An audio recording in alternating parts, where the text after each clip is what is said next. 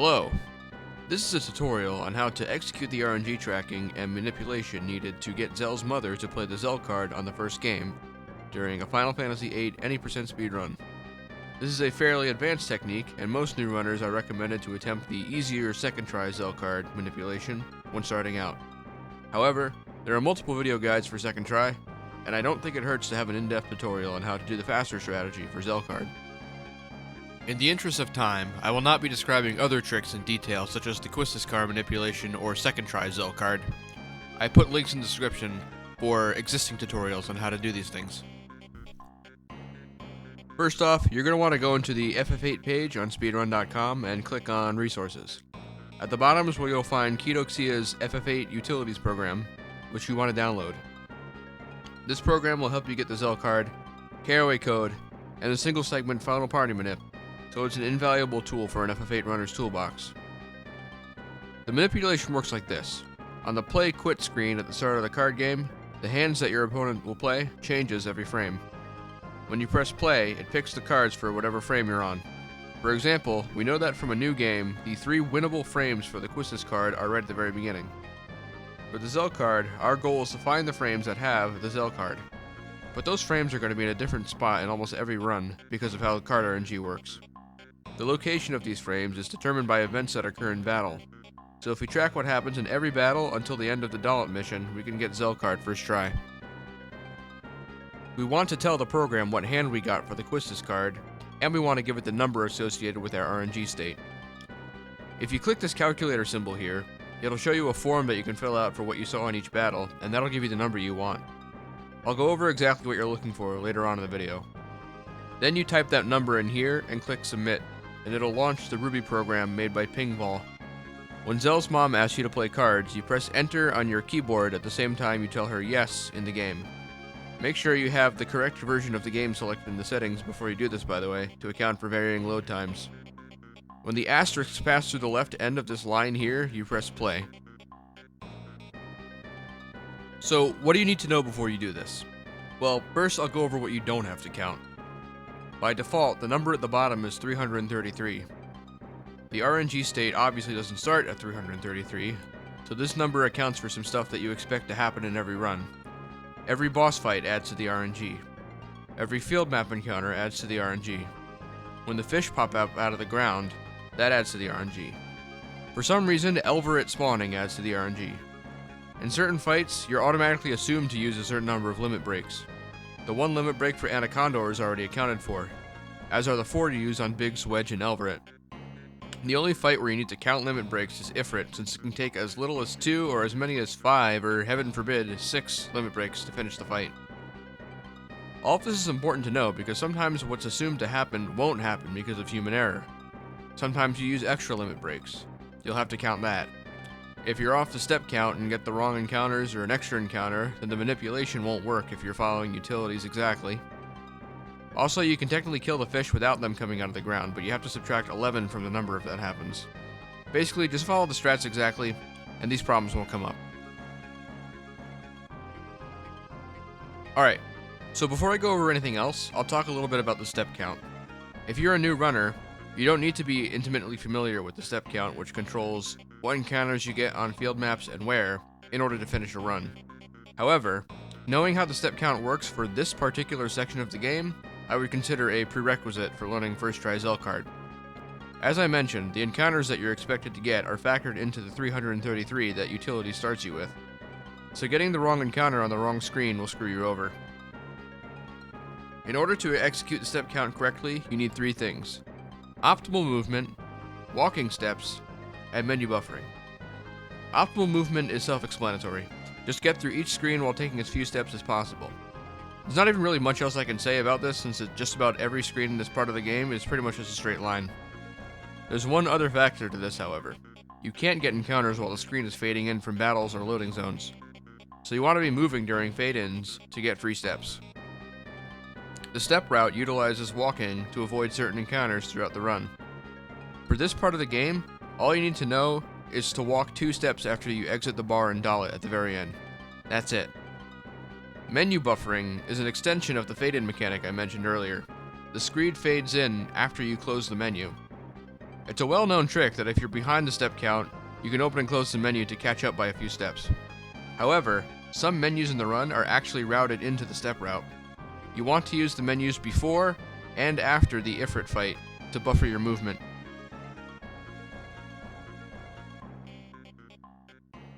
So here I'll list the encounters that you're expected to get. If you're not getting these, work on practicing movement. The first encounter you'll see is at the end of the third screen in Fire Cave, and it'll be 2 bats. These are the bats you draw thunder from.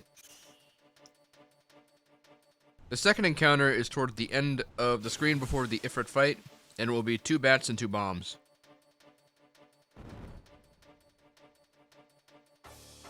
The third encounter is on the way back at the beginning of the second screen here.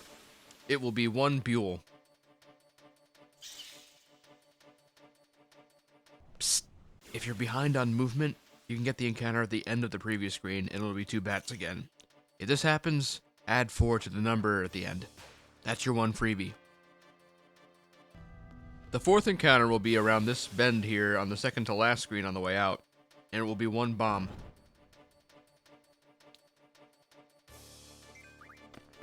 The fifth encounter is just past the second lamppost on the bridge in Dalit, and it'll be 1 blue soldier.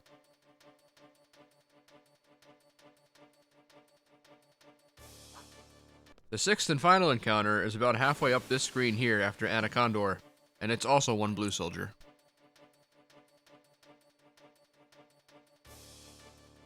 If you've been having trouble getting first try Zell card, this is probably where your troubles are coming from. It's not really emphasized anywhere that getting the correct encounters is crucial for pulling off the manipulation. So with that, I'll go over everything you're looking for in every battle. Open up FF8 utilities, and fill in the form accordingly. Alternatively, you can use a calculator and add up the numbers I'll show on screen to 333. When you leave Garden, you enter the world map. World map encounters are not controlled by the step count used for field maps. These are actually random, and you want to keep track of each one you get. On the grass, you can get 1, 2, or 3 bite bugs, or you can get a glacial eye. In the forest, you can see a caterpillar and 2 bite bugs, or a T-Rexor. Thankfully, none of these monsters have any moves that add to the RNG. You have to defeat the first encounter with the 2 bats in Fire Cave. If Squall attacks, you count it. You do not count if Quistis attacks. For future reference, when you're counting normal attacks, it doesn't matter who the target is. If you attack the enemy, an ally, or yourself, you count the attack regardless. You will also need to count Squall's attacks for every subsequent battle. After you kill the bats, you want to look at the victory pose. It will either be a wide shot of both characters or a close-up of the character who performed the killing blow. Make note of this. During the Ifrit fight, you will want to count Squall's attacks and his limit breaks. Ifrit likes to cast fire repeatedly, which you don't count, but sometimes he'll use his jump punch, which you do count. You can ignore the victory pose here, since all the camera angles add the same value to the RNG. In the encounter with the Buell, you only count his physical attacks, and not his spells. When you return to the world map, you'll need to keep track of encounters again.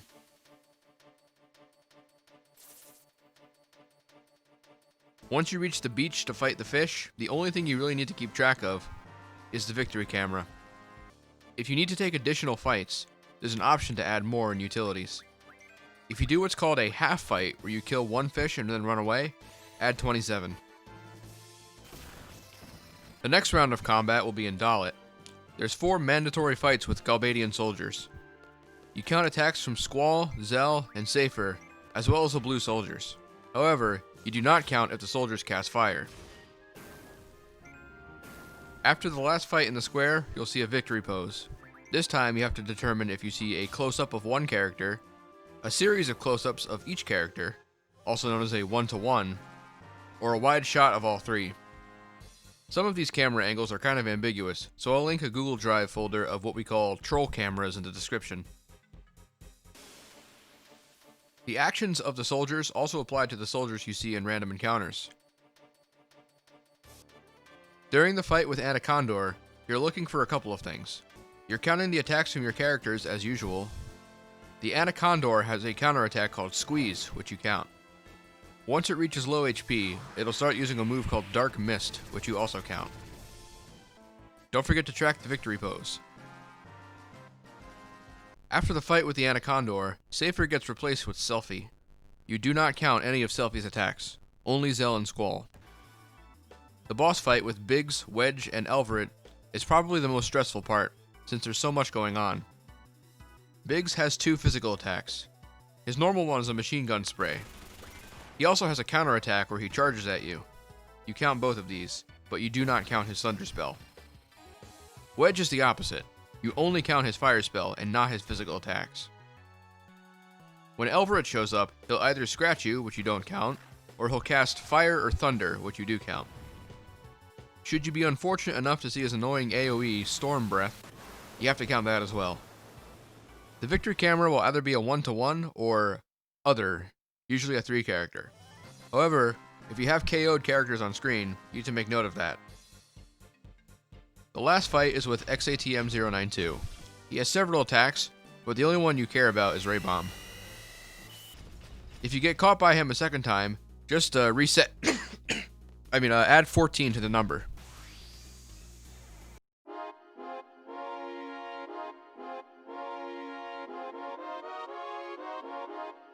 Once you return to Balam, you're ready to get the Zell card. As for actually winning the game, most speedrun guides will tell you the strategies for how to beat her, so I recommend looking at those, because in the footage you're about to see, I actually made a mistake and lost the game. First of all, as you can see, my Quistis pattern was Elastoid, and the number I got during the Dalit mission and everything, Fire Cave, everything before that, is 477. So, if I press submit here, press enter, and it'll show me where the cards are.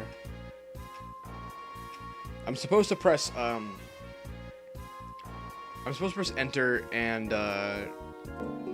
play the card game at the same time, but it's not really possible since it goes out of focus, so I'll try to get it as close as I can.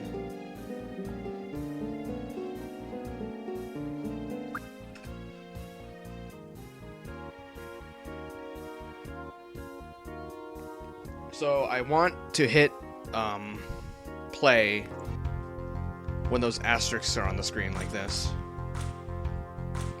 If I had entered a different number, those asterisks would be somewhere else, of course, and even if like my number were 478, it would be in a completely different spot.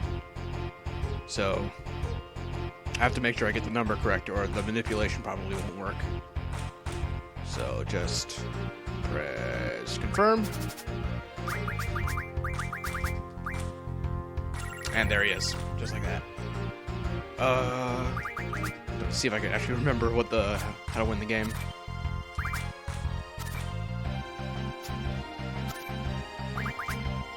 Ah, that was the wrong spot. That's supposed to go in the corner. I misclicked. But yeah, so super simple. I just screwed up. Bye, Quistis card. One more thing. If you fail the first try manipulation, all is not lost. You can still do the second try. First, you want to make sure you press enter a second time at the same time that you press play, just in case you gave the wrong number. Then you can do the typical second try Zell card strategy, where you type plus or minus depending on who went first, and then list all the cards you played, only you type else before the plus or minus sign.